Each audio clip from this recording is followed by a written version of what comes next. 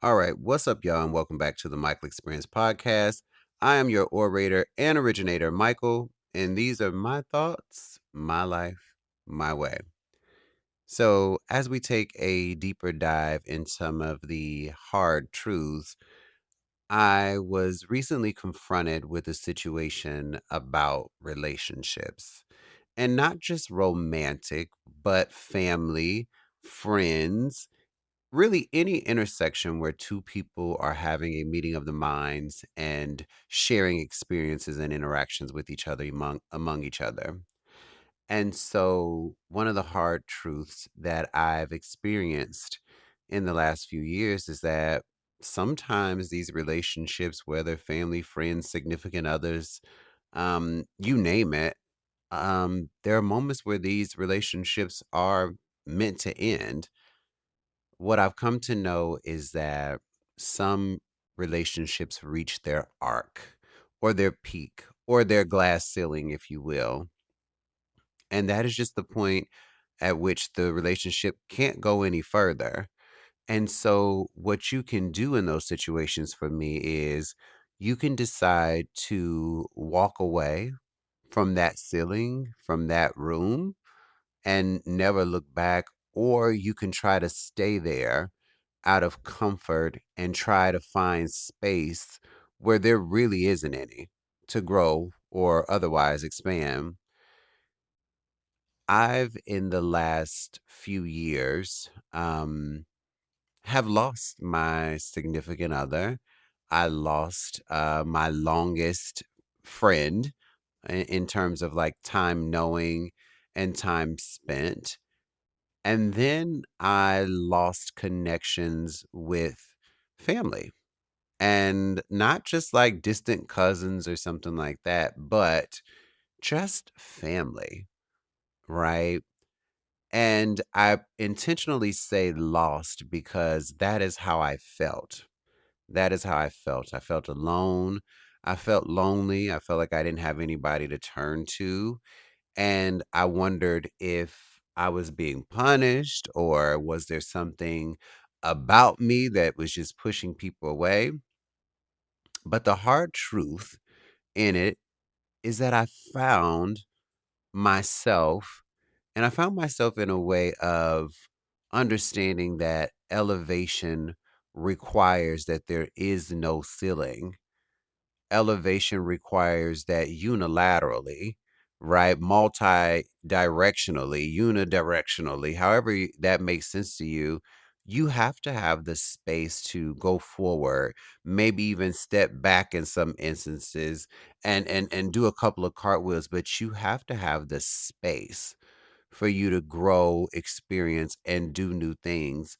And there are just some times when you just can't have those people around you, and it doesn't mean that they're bad people. It doesn't mean that they don't contribute to your life in some way, or haven't, should I say, because your experience with them will always be that. Your memories will always be just that. But when you're in the season of alignment and you're in your season of motivation and growth, it can feel a little jarring just in that it's new. It is just new, and where you have people who, in some ways, they're trying to keep you grounded or they intend to keep you grounded, and you're like, "Yes, anchor me. I need my village to anchor me." But the bad thing about an anchor is that if it continues to hold you down, you never make it out of the spot that you're in. And so unintentionally, things happen where you're unable to elevate or you're able to move in the circles. When I prayed about my next chapter in life, and this was a few years back, nearly 3 years ago, after my breakup. But, or should I say before my breakup, the prayer that I prayed was that I come into more alignment with myself, and that mind, body, and spirit for me continue to grow and develop and be in alignment. And one of the things I asked God to do for me was to remove the things in my life that were not meant for me and allow me to see the things that were, and to reveal the door that I was meant to walk through.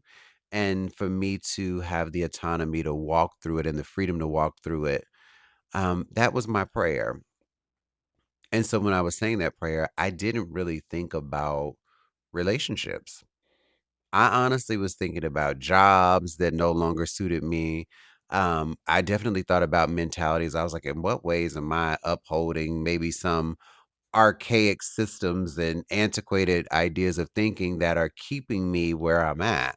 Which, by the way, wasn't necessarily a bad spot, right? I got to a place of, a good level of six figures, which was nice. You learn things about six figures when you finally get them. It is definitely not what you think, by the way. It is not what you think. But I thought it would just be things like that. I would no longer value, certain clothing, or I wouldn't care about, certain things. I thought it would be just, outward. I didn't think it would be my lover being the first person to go. I didn't think that it would be my longest time frame friend, best friend. I didn't think that would be it. And I didn't think that my immediate family, and I mean immediate family, I didn't think that that was the disconnection that would happen. And the hard part in it, and the hard truth is that you have to accept that when things change, they're changing. And you can either go against the current, which resistance is futile. Um, but you can go against the current, or you can allow yourself to flow with it, right? Because it's going to take you in the direction in which you're meant to go. And so at first I was fighting it. I was fighting it in my mind. I was like, I've known this person for a long time. And I was like, what if I went back to the guy? Maybe it wasn't so bad. And the relationship wasn't bad. It just the ending, right? And I was like, okay. And then I turned to family because I was like, okay, with these things out of the way, surely this is going to be my refuge. This is going to be, kind of my reprieve. And when I went back to family and I just did not feel at home anymore, and that was hard. I went home to my mother, I went home to my sister, my brother, daughter, whoever else was there, and I did not feel like I was at home. And at first, I wanted to make someone else responsible for that. I'm like, I am mad at them because how dare they not engage with my emotional, aptitudes and abilities and confinements? How dare they not meet me there and help me figure it out? And then I said to myself at some point, if I don't feel like I'm at home with all of these people, and they have been exactly who they've always been, and I'm the one that is praying, seeking, asking for change, what onus do I have in what this looks like? And so I had to accept the hard truth that I just outgrew the relationships that we had. I outgrew the relationships that we had. And it's hard to say that about these particular types of family members because you just want them around all the time. But the truth is, sometimes they are our anchor, and in a situation where not everybody can mentally, emotionally, intellectually rise to the level that number one you're at, but also the level that you're trying to get to, it's not their fault because they are exactly who they are meant to be. And they're actually in the spaces where they are meant to because they have a journey of their own. And that's what I had to accept. I was like, this is just where our journeys, split for right now. Right. This is where our paths just kind of, go in their direction. And I had to tell myself that was okay. And if there were circumstances later down the line that bring us back together, in a more continuous, constant way, then so be it. But this is the point where I had to understand submitting to something bigger and understanding that God, the universe, has something much, bigger planned, I had to let go of wanting to hold their hands and wanting them to be my grounding, in a way. So it was tough. I will not and I cannot say that it was easy because I just wanted somebody to be around. I wanted people to be around me. And I'm like, oh my God, in a space where I feel like I'm aligning, I feel like I'm excelling. Why is it that people are starting to fall off? And so I don't remember the podcast. It may have been Jay Shetty. I don't remember. But I was listening to a podcast at some point, and it was just very profound when somebody said the reason why there are so many people falling off in your life is because you are reaching a higher altitude. And if you think about it, as you reach certain heights, some things just naturally and organically fall off because they can't survive. That is not the environment in which they are meant to go in. And I thought about it, and I think I even saw it again in another form where they said, and then I don't know what podcast that was, but they were talking about how I think eagles soar. Eagles will take their prey all the way up because they know at a certain altitude, they won't make it. And so I thought about that thing too, and I said, fascinating. But what does that mean for me in this moment? And then it clicked. It clicked. I have to be willing to fly and elevate without the need for carrying others on my wings or to require the crutch or constant reassurance. When you're there, you're there, and when you're ascending higher, it's because you are capable of, and you no longer need it. You no longer need it. Those people were there. It's kind of like your parents, right? If you think about it, your parents bring you into the world. That is what they are meant to do. They teach you how to walk, they teach you how to talk. You go to school, you meet teachers, and then you move on the next year, you move on the next year, you move on the next year. I think about this journey in the same way in which my elementary school teacher wasn't the same as my middle school teacher, and my middle school teacher wasn't the same as my high school teacher. And when I went to community college, the professors were different than when I was at the university. And so when I realized that at every level you meet the person that is hopefully there to help you elevate and get to the next. And they are there to continue to do their work while you continue to elevate and do yours. And so that was the thing that ultimately helped me flip the script. Doesn't mean I love them any less. And it doesn't take away what they mean to me, what they have been to me. It just means I'm in a different space. And that is just how life works. My best friend currently is a friend that I didn't foresee having. And when I talk about the changes in altitude, I I remember initially thinking that let me go back. The best friend that I have now was the friend that I didn't see being my friend at all. Right? We met, we had a moment, and our moment was just up, and it just seemed like our moment was just not. It just seemed like we were not meant to click. And then life happened, series of circumstances, and then we are back in the midst of each other. And for me, it wasn't the friendship that I put a lot of stock in. It wasn't the friendship that I thought about the most. But the interesting thing about having people come in and out of your life when necessary is that this friend, as I continue to, grow further away from others, and I started to, realize that this was going to be a solo journey, this friend actually became more present. And when I say more present, I don't just mean in a physical sense, but I just mean in a sense of sometimes I need somebody to be my sounding board. Sometimes I need somebody that is willing to say the thing that I don't want to say and to acknowledge the thing that I would never think about.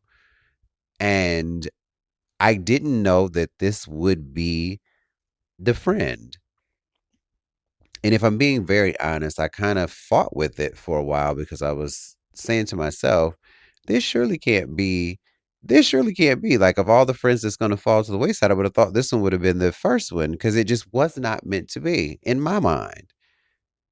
But when I think about the ways in which my friend has pushed me and we've pushed each other, and when I think about the level of elevation that we both are having as a result of our interactions, I have submitted and understood that this was just supposed to be, and that the initial meeting really was just that, an initial meeting, right? It was to put something in front of me that says, listen, I just want you to know that this is going to come in handy somewhere down the line.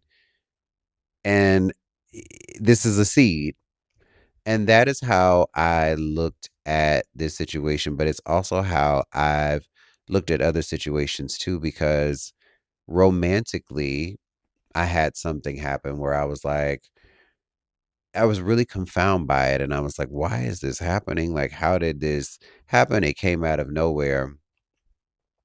And then I said, well, I don't understand why it changed.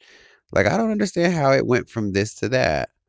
And if I'm being very honest with you all, we are a few months out of the I would say dissolution of what I thought that relationship was going to be. And if I'm going to be honest, let me just be honest.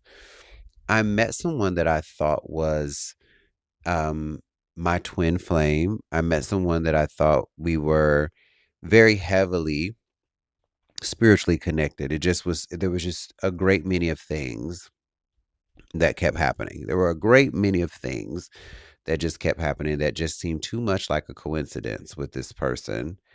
Unlikely. And I always look for those unlikely situations because those are the ones that seem to have the most impact. And they're also the ones that when I'm praying for vision, clarity, and things, it's always the things that stick out like a sore thumb that I'm like, wait a minute.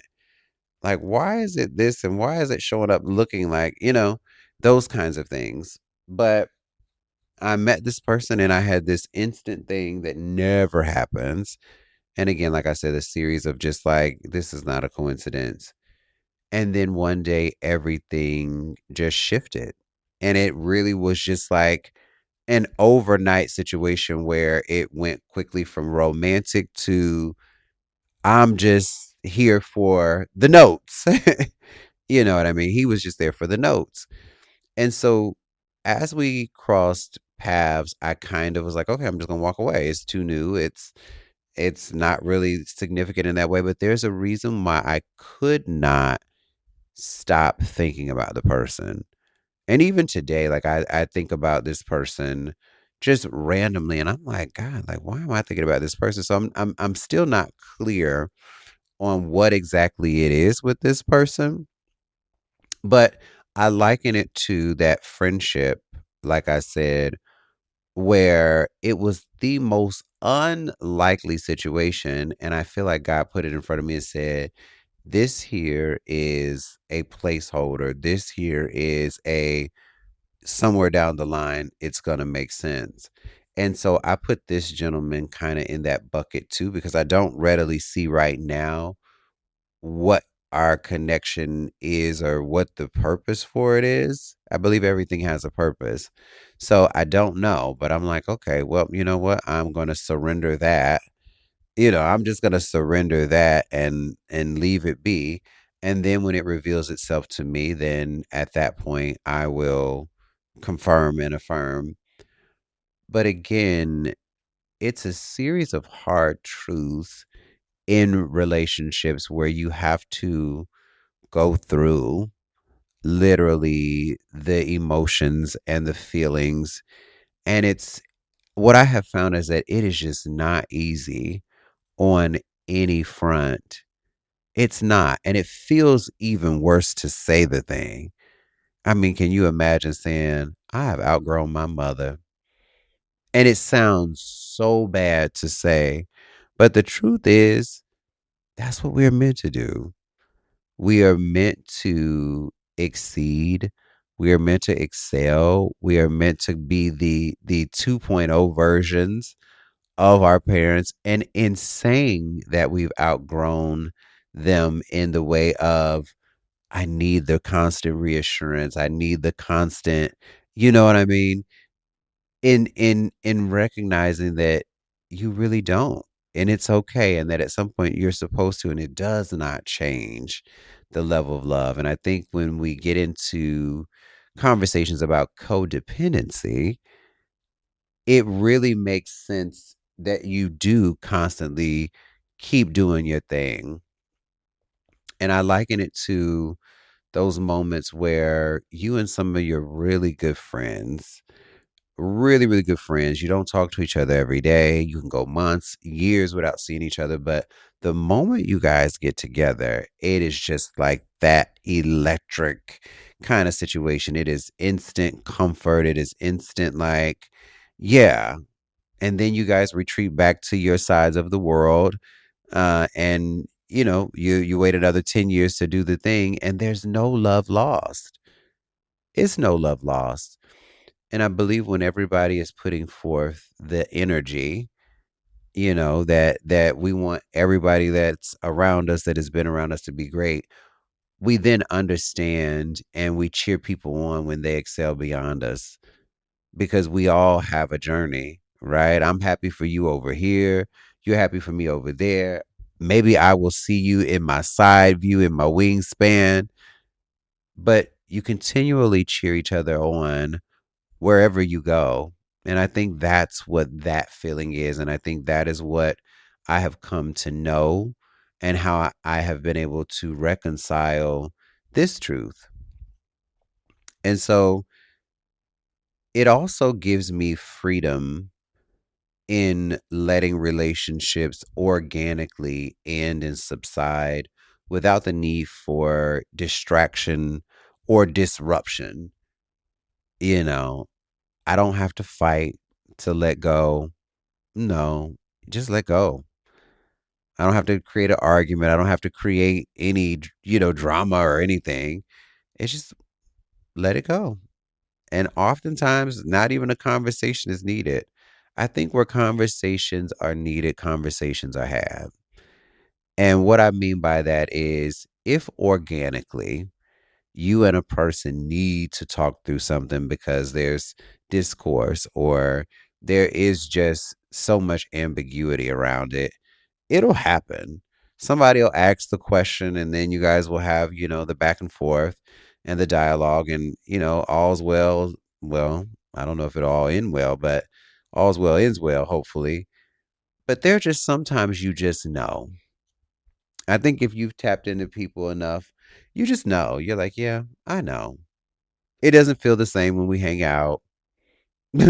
They want to go here, I want to go there. Food doesn't feel the same anymore with us, and that's okay. There's nothing wrong with it. But these are really hard truths. And the other side of that for me is the loneliness. Like, how do you get over the loneliness of it? Because in the space I'm in now, I'm literally like, I have one friend that I am relying on. And I understand that my friends, because I do have other friends, but I mean people that I talk to every day. I have other friends, um, but what I have understood always about certain people in my life, friends, family, whatever, is that people can only go as far, as deep, and as, you know, uh, uh, vast as they can. And you just can't, sometimes you just can't, go there with certain people. So I have friends that I can talk to about career, I have friends that I can talk to about money. I have friends that I talk to about travel. And so you do learn how to compartmentalize relationships in that way. And I've heard a lot of people say that they feel like it's bad to compartmentalize relationships and friendships. And I think it's the opposite. I think you have to. And I think it gives you a great level of diversity in thought when you have different friends from different walks of life that are able to tap into some, different stream or avenue in your conversation. It's something I believe that makes the relationship and the walk with them more personal and individual. Because truly, if every friend had every same quality, like then what would that look like? What would that look like if all of my friends talked the same, gave me the same advice? Like what would that look like? They had the same expertise. That would get very it would feel very mundane, very monotone. So I appreciate being able to compartmentalize people. And that's like I said, it's friends, it's family, it's everyone. There are some things that I talk to my mom about that I won't talk to anybody else about. And then there's vice versa. There are some things that I definitely will not talk to my mom about, but that I will talk to other friends. And it doesn't mean that I don't trust. It doesn't mean that there's something bad. It's just that psychologically there are different people for different needs. And that is okay. And what's also okay is that it changes with time. The part that we don't want to face, I think, is we start to resent people.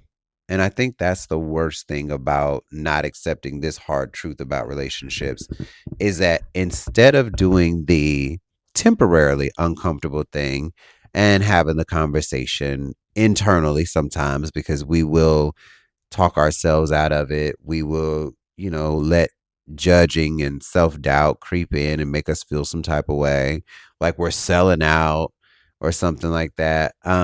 But instead of having those internal conversations, and then sometimes instead of having those external ones where you say to somebody, look, I'm not coming to that because I no longer want to be a part of that. Some of us continue to show up and we play the part and we play the role and then we go home and we're mad. And because we didn't, do what we were supposed to do for ourselves, we didn't talk to ourselves, it's easier to put the blame on somebody else. And that goes back to what I said earlier about I was making my family responsible for these emotional and intellectual and in some ways highly spiritual things. I was making them responsible for it because they're my family and they're supposed to. And that's just not it. It's just not it. That is my work to do. That is my cross to bear. That is my accountability, right? No one can grow my heart, no one can grow my mind but me. Now, can people influence you? Absolutely. Can people support you in it? Absolutely. But it is not their responsibility. And the responsibility we have to ourselves is that when we see something or we feel something, we need to say something. And so it starts with those conversations. I'm not into that restaurant anymore. Well, we've been in this restaurant for 10 years. Yeah, but it's not me anymore. And if your friends love you and hopefully they do, they understand, sometimes it's hard for friends to get out of old habits. I'm like, okay, well, like some will be like, well, what can we do? And maybe you take them into something new and maybe they love it. And maybe you guys charter a new path together. Or maybe just maybe they say, yeah, I don't like this new thing you're doing either. And so I'm not going to do this new thing. And that's okay. But in those moments, you need to be able to say, okay, but I'm not doing the old thing. And if we're no longer, having a meeting of the minds, that's okay. That is okay. But you have to have the conversation with self first to acknowledge and affirm and know And then you have to then go on and have those conversations with the people. Now, I'm not going to say that they're all easy because sometimes with family, family will want to keep you in the bucket in the house. One of the things that I used to say about my mom is that when she was younger, she moved through the world with such a curiosity, like such a curiosity. My mom, my goodness, she be in this state doing this, and then she moved here. So my mom moved a lot when she was younger. I shouldn't say a lot, but enough when she was younger. And I think that spirit of kind of wonderment with my mom made me realize that the world was so much bigger. But my mom was from a very, very small town in Indiana. And that is where she raised me and my siblings for the most part. And so over time, her amazement and her wonderment wore off. And so she settled back in that small town, well, right outside of it, and just has been content with going back in the bubble. But for me, because she took me to those places, my mind always was open to the world is much bigger. The world is much bigger, and I need to see the world. Now, that was a gift she gave me that I don't even think she knows she gave me. And I feel like I've said it to her in kind of a passive way before, but I've never really sat down with my mom and said, this really changed my complete outlook on life. And she may hear this podcast. Mom, you literally changed my outlook just by having me with you at a very early age and seeing you experience life in that way.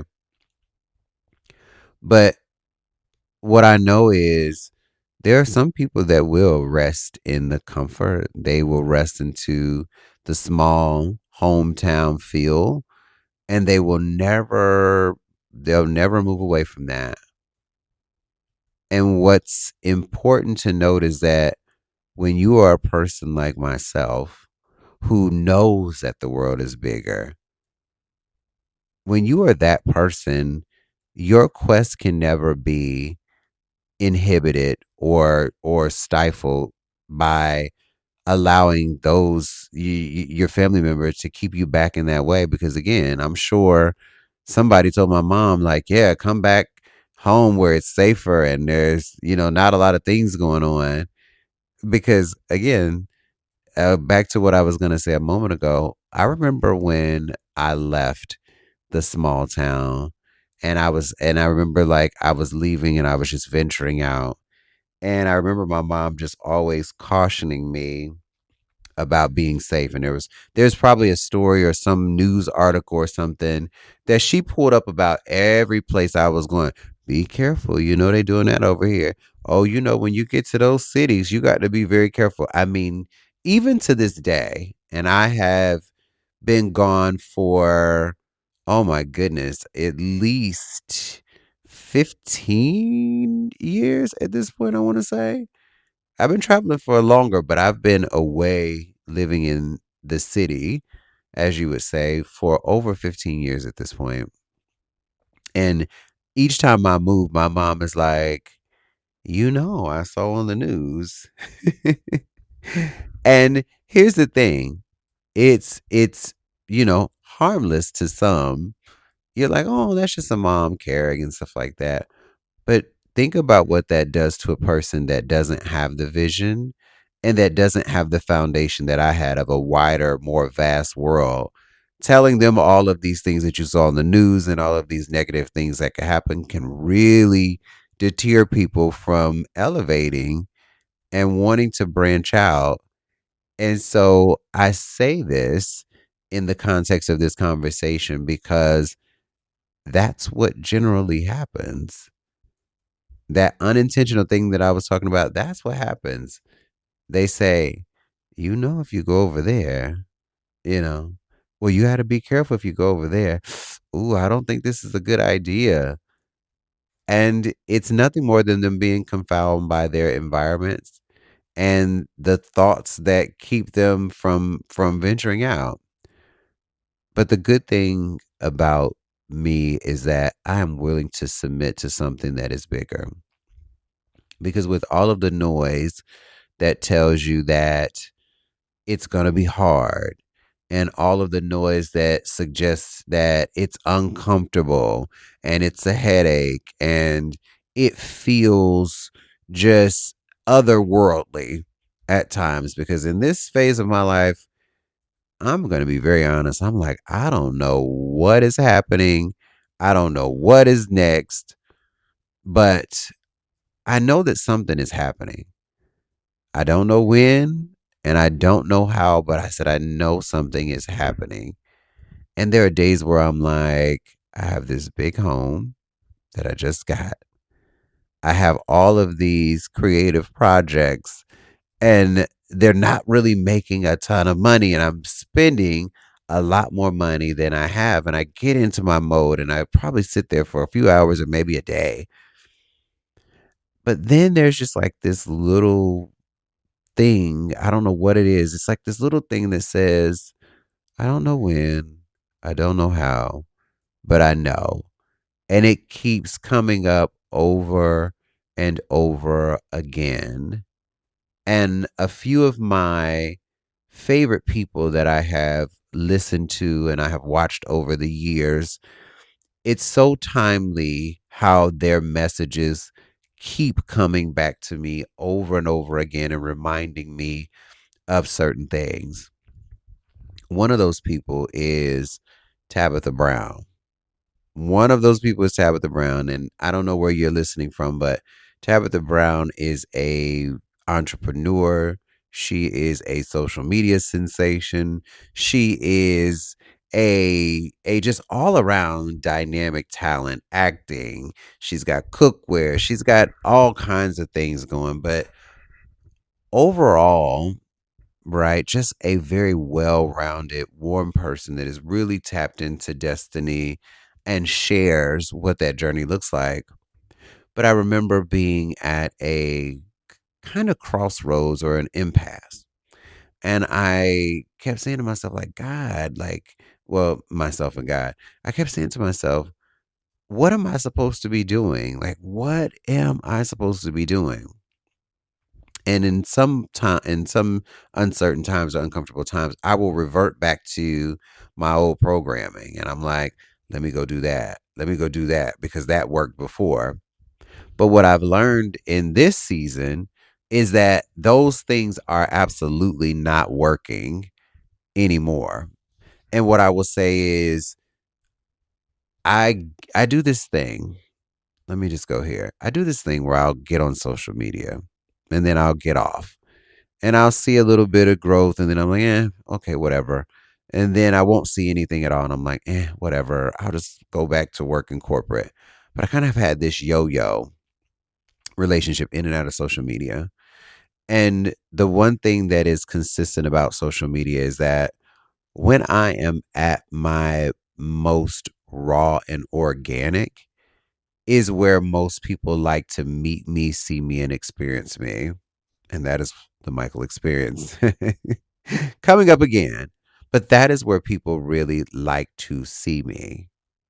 Now, there's a part of me that, if I'm being truly honest, hard truth, I don't know that I like to see myself in the raw state. And I think I've gone back and forth with, do I want to be this person in front of everybody else? Like, this is me. This is me. This is my personality. But do I want to be this in front of everybody else? Should I be? And one of the questions is like, well, what if somebody in corporate sees this? Like, you'll never be able to work in corporate again. And then I'm like, well, what if I'm not meant to work in corporate again? Because I said by 40, I did not want to work in the traditional sense. I want to work for me. I want to travel and I want to use my life experiences, all of them, education, things that I learned in romance, things that I've learned just in life. And I just want to be on the road, teaching people in some way, shape, or form. And I think I've said it over and over again, like, I want to teach at the college level. I want to teach them about what it's like to be in a practical work setting. Yeah, I think, textbook and, that thing is great, but like that applied skill, like how many people do we have that are teaching out of that? And so I'm like, okay, but teaching isn't just that. Like I want to be on the road sharing these stories with people. I want to be engaging in meaningful conversation and thought, analysis in the moment with people in hopes that we are sharing our information and that folks feel more seen, more heard, and more understood. Because what I know is that when we're going through the most difficult things, or even the things that we're just not familiar with, extreme happiness, extreme joy, extreme gratitude, right? Because sometimes if you don't know those things when you feel them for the first time, that experience can make you feel a little jarred and out of body. And so my hope is that we all feel more seen, more heard, and more understood by creating community and collaborating in that way. And so that is what I like to do, be on the road doing that, and that be my life's work and all of that stuff. So I've had to wrestle back and forth with, maybe you just show it, and the people that are meant to see it and the people that you are meant to work with, that is who will see it, and that is where you will go. So I share this because this journey of climbing, this journey of relationships changing, right? People, friends, romance, yourself, as you begin to ascend, as you begin to reach new altitude, the air changes. And so does your breathing.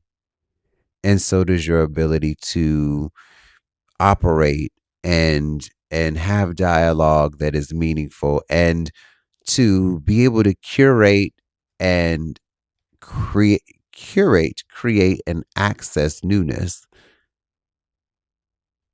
That's important. That's intentional.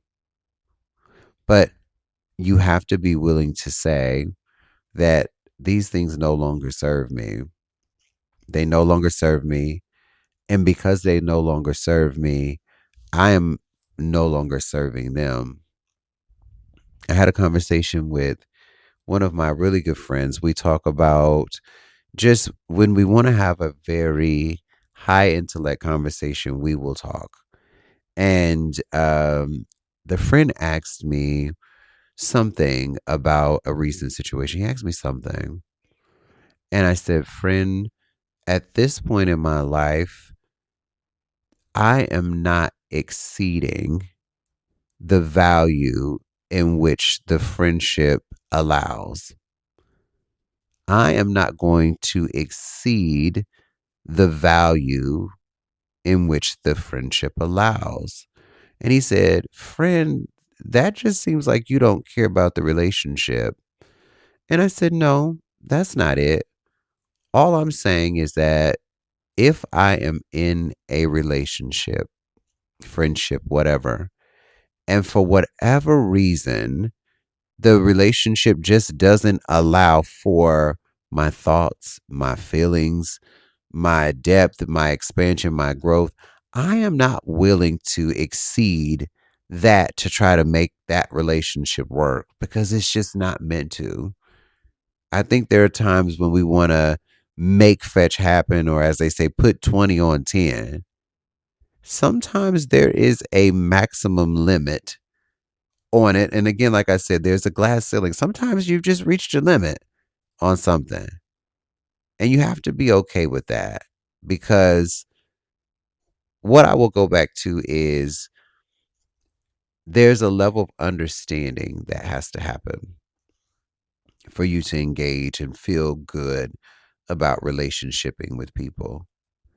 And when people no longer understand you and you no longer understand them, right? You're not faking, you're not going through the motions, you're not suppressing, none of that.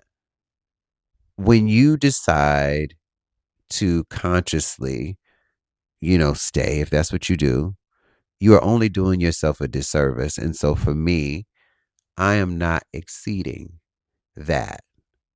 The real value is in how we can expand and grow, not how much we can cower and restrict. And he said, "Oh, I think I understand, friend."